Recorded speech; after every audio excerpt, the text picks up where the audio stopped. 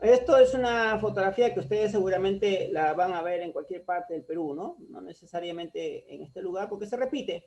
Ustedes la conocen, viven, saben cómo es esta realidad.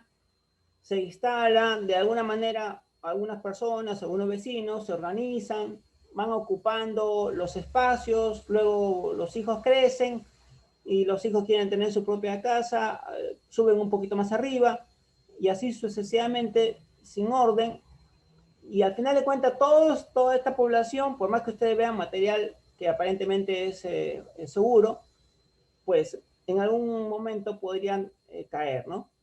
Mayormente esto es autoconstrucción y si es autoconstrucción no cumplen con las normas de edificación, probablemente haya una columna pero no tiene cimientos y bueno, la posibilidad de que esto caiga es muy alta. ¿Por qué deciden vivir así?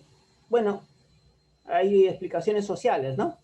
Los sociólogos manejan mucho este tema y hablan que los disparadores, las causas que generan esta situación son pues la pobreza, el desconocimiento, una forma de cultura. ¿Cómo se corrige? Miren, existe posibilidades, yo creo que sí existe posibilidades, pero tendríamos que generar los estímulos correspondientes, ¿no? Para que las personas puedan volver a reorganizarse. Yo he reunido a 500 personas, a poblaciones de más de 1000, pero he logrado reunirlas en un estadio, en un número mayor a 500, tratando de convencerlos de cómo hacer la traza urbana de su asentamiento. La traza urbana me refiero pues a las calles, ¿no? Y de alguna manera explicándoles lo importante que sería vivir en un lugar armonioso, con una calidad de vida mejor y pensando en sus hijos, en el futuro de sus hijos. Y eso significaría pues que ese desorden lo organicemos, pero necesitamos el auxilio de un arquitecto para encontrar esa organización. Yo conozco la traza urbana clásica, ¿no? Que son las líneas rectas para que permita el traslado de unidades móviles en norte, sur, este y oeste. Y eso significaría que se alineen y cuando se tienen que alinear, pues tendrán que moverse. Pero si ya está construido, bueno, o sea, no hay otra. O porque prevención aquí no hay. Aquí lo que habría, a ver quién me dice la palabra adecuada. Nosotros vamos a hacer un plan de, a ver quién me dice. Nuestro plan se llama Plan de Prevención y Reducción del Riesgo, ¿no es cierto? Ah, Aquí no hay prevención.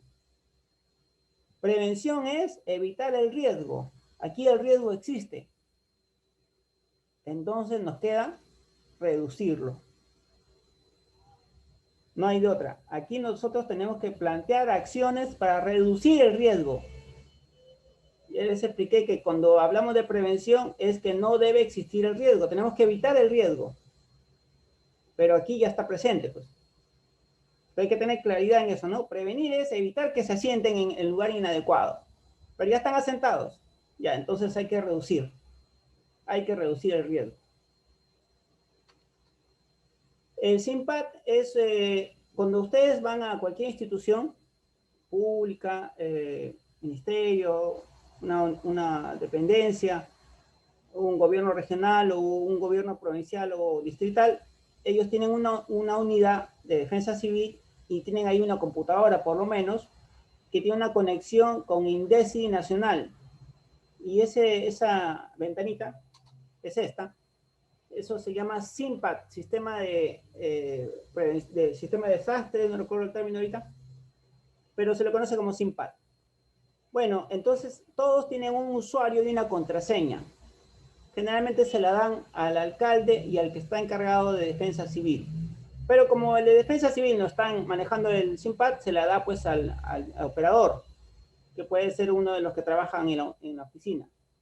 Y con ese usuario y esa contraseña se ingresa y tenemos todas las emergencias y desastres que ocurrieron en el lugar, desde el 2003 para adelante. Bueno, entonces hay que bajarla, pues, ¿no?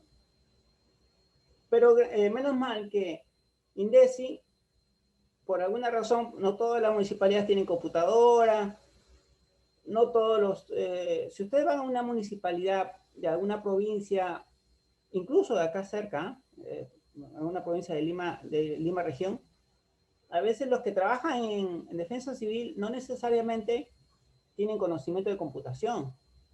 O sea, hay situaciones. Entonces, por eso es que INDECI lo que ha hecho es hacer un compendio, un libro, donde están todos los eventos en el libro. Están el tipo de evento, en el lugar, a nivel de distrito, qué tipo de emergencia, cuántos damnificados, cuántos afectados, qué pérdidas, toda la información está en este compendio. O sea, todo lo que está a nivel digital, ellos lo han publicado y ustedes lo pueden bajar de la página de INDECI. Me he dado cuenta, y la verdad que no sé por qué pasa eso. O sea, los que manejan a veces las páginas hacen difícil el acceso y las personas no encuentran la información. Es como que cumplen con publicarlo, pero lo hacen tan difícil para que no todos lo puedan bajar. Yo a veces pienso eso, ¿no? Porque no encuentran a veces el compendio. Pero esto es una muestra. Acá tienen de 2003 a 2018. Esto es un cuadro solamente para que se den una idea, ¿no? Tenemos el total de emergencias. Hay 75.000 emergencias han sucedido desde este periodo, en el 2003 hasta el 2018. Ya está publicándose del 2019. Así que ese dato también ya lo tienen. Tienen por damnificados, por afectados, incluso desaparecidos, lesionados, fallecidos, cuántas viviendas han sido destrozadas o afectadas, instituciones educativas, de salud. La infraestructura clave para el Estado siempre es el colegio y la posta de salud. Ustedes se van a encontrar con esos datos que abundan. También se puede encontrar por región y también pueden encontrarlo por provincia y también por distrito. O sea, esto que les estoy mostrando ahorita como un ejemplo está en el compendio. Ahora, yo sé que ustedes van a querer el compendio, ¿no es cierto? Yo imagino que es una cuestión útil, es un instrumento útil para todos ustedes. El tema es cómo lo bajan. Entonces, lo que voy a hacer es subirlo al centro tutorial. Ya ustedes del centro del centro tutorial lo bajan, porque yo sé que va a tener dificultades para entrar a Indes y bajarlo. Eso ha pasado mucho. Entonces, Adriana me hace recordar y esta semanita lo subo al centro tutorial y ya ustedes lo bajan. Entonces, levantar información espacial y territorial es un trabajo muy fuerte. No les corresponde a ustedes hacerlo, pero sí tienen que saber qué es lo que hay que bajar y quién lo tiene que hacer. Mínimo, yo pienso que ustedes tienen que tener en su equipo un ingeniero civil, un geólogo, un agrícola y un sociólogo. Esos 4 son claves. El geólogo, porque nos va a decir qué tipo de geología hay en nuestro territorio. Nos va a sacar las capas de tipo de piedra. Ustedes saben que mientras que el suelo es más rocoso, es más estable, menos rocoso es inestable, qué tipo de grava tiene, la porosidad, porque cuando llueve hay una cantidad de lluvia que el suelo absorbe, hay un momento en que ya no absorbe más, se satura, y entonces el agua corre por la superficie, y ahí es donde genera inundación. Y en el caso del agrícola, porque cuando tenemos un río en nuestro territorio, pues ese río tiene un cauce, ese cauce dirige pues el flujo de agua, el caudal, a veces eso llega a cierta altura, entonces hay una ribera, si eso se desborda hay una inundación, todos esos detalles técnicos nos va a dar el ingeniero agrícola. Nosotros no podemos saber todo, pero sí tenemos que conocer los procesos para que no nos engañen y también para hablar del mismo idioma. Al mismo tiempo, necesitamos conocer, por ejemplo, que si existe un río en nuestro territorio, hay un espacio que la población no se debe asentar, eso se llama faja marginal. Y el tema de la faja marginal es muy conflictivo, porque a veces la población no hace caso, no nos cree. Tenemos que tener la base técnica para determinar esa faja marginal. Si nosotros tenemos un río y la población está acostumbrada a ver un caudal determinado, un hilo, ¿no?, de agua, pero en algún momento eso llegó a determinada altura y que dejó un rastro, ¿no? Eso que nosotros vemos como rastro, ¿hasta dónde llegó? Eso es la ribera. Quiere decir que la faja marginal empieza desde la ribera hacia adentro. Pero algunas personas ven el hilo de agua y dicen, desde allí usted debe medir su faja marginal. No, pero bueno, no vamos a entrar ahorita en discusiones técnicas, pero lo bueno es que debemos tener un profesional que oriente técnicamente para que sustente lo que nosotros afirmamos. Tenemos que conocer el trabajo de un arquitecto, sí, porque en el territorio tiene que haber un asentamiento saludable hacia el desarrollo, pero saludable. Y entonces, ¿a quién le compete la parte de organización territorial? Bueno, en toda municipalidad vamos a encontrar una oficina de desarrollo urbano o de planificación territorial con un nombre similar. Y entonces ahí tiene que haber un profesional que ha determinado que esta zona va a ser utilizada para tal cosa, esta va a ser de tratamiento especial, esto es para comercio, esto es para conservación, esto no es nuestra zona, esto pertenece al Estado. Bueno, toda esa parte de mapeo lo tiene que manejar esa unidad. Y déjame decirle que yo me he encontrado que, y no sé en caso de ustedes, pero que muchas veces no existe esa especialidad o a veces esa gestión, los documentos no están actualizados. Eso es una debilidad. Sigamos. Bueno, y un caso para que ustedes lo han vivido estos 15 días, ¿no? Seguramente saben de que se quiso cambiar la zonificación del Lurín y nuestro alcalde Muñoz, a través del consejo, aprobó ese cambio de zonificación de tal manera que, esto es Lurín, por ejemplo, ¿no? Y esos tres sectores, que son básicamente ahorita agrícolas, pero hay industria, pero es poquita. Entonces se quiso cambiar esta zona que está cerca del mar para edificios de hasta 25 pisos, ¿no? Una cosa impresionante. Tipo costanera, me imagino, quiso hacerlo. Y aquí esta zona quiso convertirlo para zona urbana hasta 9 metros de altura. Esta zona también, algo así. Pero bueno, los que viven aquí y el Colegio de Arquitectos se ha opuesto y ahora ha retrocedido el alcalde, pero no ha retrocedido mucho por la presión de la sociedad civil ni por los arquitectos, sino porque el gobierno hizo una mesa de diálogo y estaba el ministro de Ambiente, Cultura y Vivienda. Entonces ellos han llegado a la conclusión de que no se puede hacer ese cambio porque estaba dañando. ¿Qué sucede? Que esa zona del Lurín, abajo hay mucho acuífero. Y si llenamos de cemento arriba, el acuífero está muy presionado y de alguna manera tiende a salir en otro lugar y va a afectar. Al mismo tiempo, la parte paisajística, que desde el punto de vista ambiental y es un servicio ecosistémico, ya se ha aceptado que el paisaje tiene un valor, tiene que respetarse, y Lurín tiene la cualidad, me enteré yo también, de que ahí tienes una mirada al mar, al valle y la ciudad, o sea, tienes un triple paisaje en un solo lugar. Aparte que hay restos históricos, por eso Cultura también mencionó que hay restos históricos que estarían siendo afectados y presionados, porque una vez que se instala una población, generalmente va a crecer y va a ir avanzando, avanzando, avanzando. Bueno, entonces, ¿qué quiere decir con esto? Que los criterios de los arquitectos, básicamente, ¿a qué se abocan los arquitectos? Muchos de ellos, a los parámetros de edificación, el tamaño, la estructura, las vías de acceso, pero dejan de lado la parte social y ambiental. Y entonces ahí es donde confluye la necesidad de tener varios profesionales para organizar y liderar cómo es que se va a plasmar esa ciudad. Y hablo de ciudad porque ahora prácticamente nos dicen los técnicos y científicos de que en unos pocos años muy poca gente va a vivir en zonas rurales, hablan del 20%, el 80% de las personas van a estar en ciudades. Y la ciudad no está en la costa solamente, ¿no? También está en la zona andina y bueno, en la selva también hay ciudades. Pero el hecho es que todos nos estamos orientando hacia las ciudades.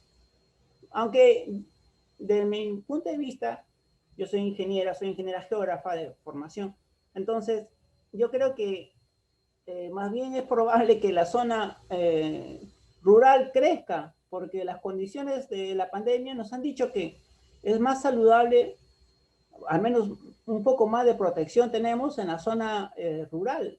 Así que probablemente no sé hasta qué punto puede hacer que terminemos todos en las ciudades. Capaz es al revés. Pero bueno, eso lo veremos en los próximos años. ¿Estamos en hora? ¿O nos toca el break? Diana. Sí, Inge, ya nos podemos dar un break. Ya, porque para que respiren un poco, tomen su café. Sí. 5 minutos. En 5 minutos regresamos, sí. Listo. Comparto, ¿no? Sí, Inge. A ver. ¿Estoy compartiendo? Sí se visualiza. Listo. Entonces continuamos. ¿Dónde está?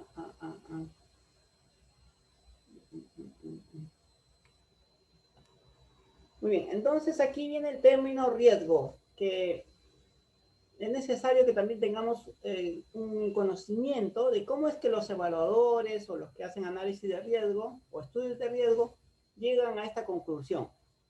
La semana pasada explicamos que entendemos un peligro y que ese peligro significa una amenaza para algo o para alguien y que eso algo o alguien tiene que estar de alguna manera expuesto, o sea, tiene que estar en la línea del fuego, le va a caer encima, va a ser afectado, pero no necesariamente por el hecho de que surja el peligro, la amenaza, el evento, a todos le va a caer igual, ¿no? Porque algunos están en mejores condiciones que en otros. Entonces eso se evalúa y eso se llama vulnerabilidad. Y esa vulnerabilidad mezclada con el peligro nos va a botar el riesgo. Pero no es muy sencillo, ¿no? Para eso se hacen ciertos cálculos y se habla de estimar el riesgo. Se dice estimar porque no se puede medir, ¿no? Los entendidos hablan de que se mide aquello que está en el sistema internacional de medidas, es decir, tiene peso, tiene distancia, pero el riesgo no se puede medir. Entonces, lo más cerca que podemos estar es estimar el riesgo.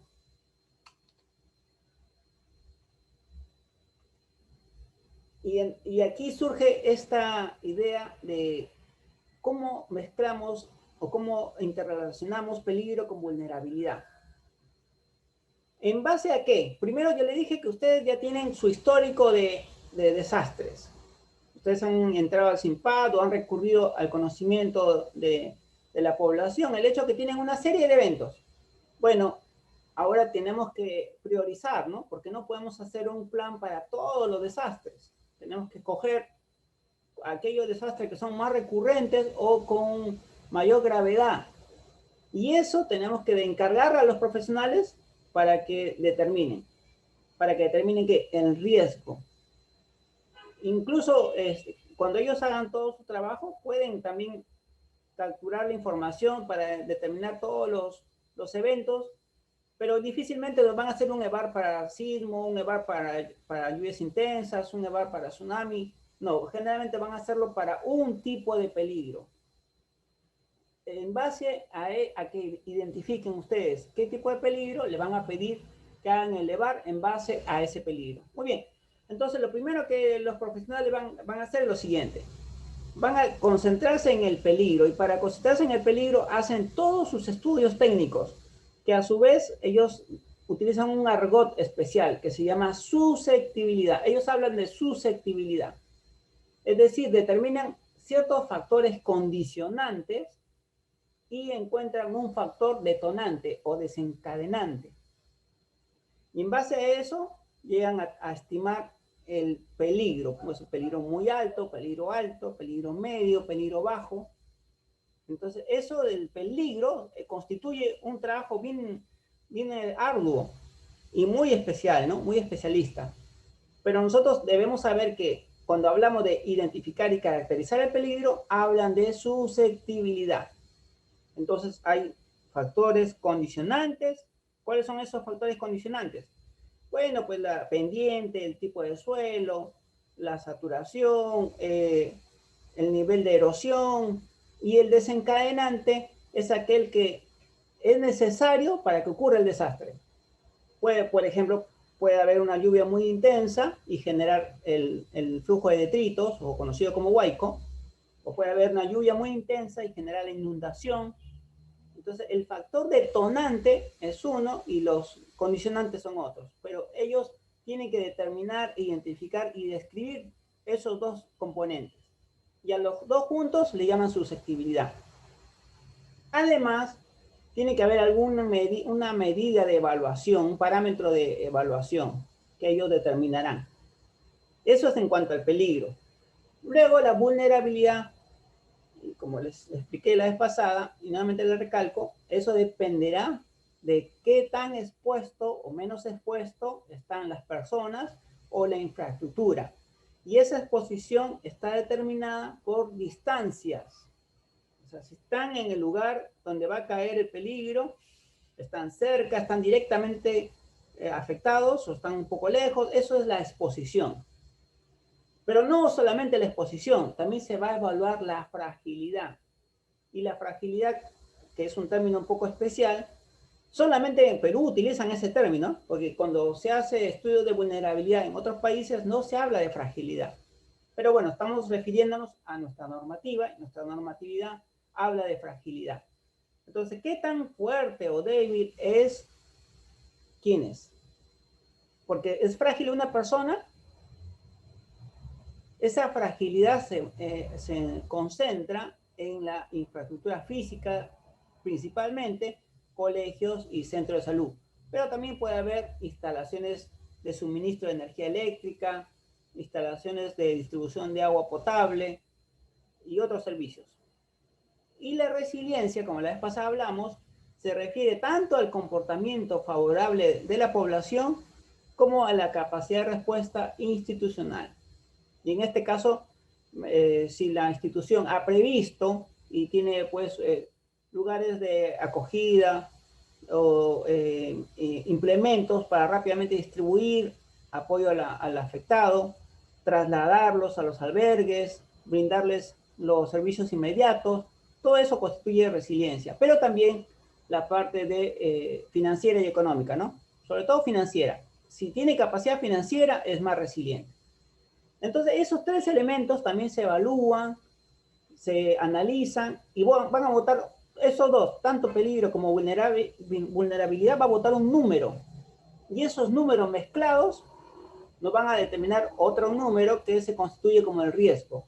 Eso, ¿cómo se realiza? Miren, ustedes no deberían por qué saberlo, pero creo que es importante que conozcan al menos los aspectos metodológicos. Conocer los escenarios de riesgo, eso ustedes tienen, menos mal, instrumentos en el CENEPRED. CENEPRED siempre genera un escenario de riesgo para determinadas zonas.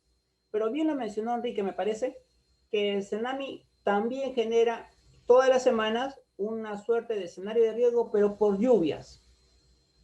INGEMET también vota un escenario de riesgo para huaicos. A veces se desactualiza, pero ellos tienen un sistema de escenario de riesgo para huaicos. INGEMET tiene también para sismos. Entonces, los escenarios de riesgo, que son de alguna manera información que las instituciones científico-técnicas nos proveen, tenemos que ir acumulándolas. Y las podemos encontrar tanto en estas instituciones como en el sistema de SIGRID. En la próxima clase les voy a explicar sobre el SIGRID. Pero el SIGRID es una página de CENEPRED donde uno entra y puede encontrar la información de todos los EBARES de todo el país, de todo lo que se ha hecho en todo el país. Estudios de riesgo, generalmente evaluaciones de riesgo, pero también otros estudios de riesgo. Ahora, el CENEPRED también está aplicando la metodología de riesgos por COVID.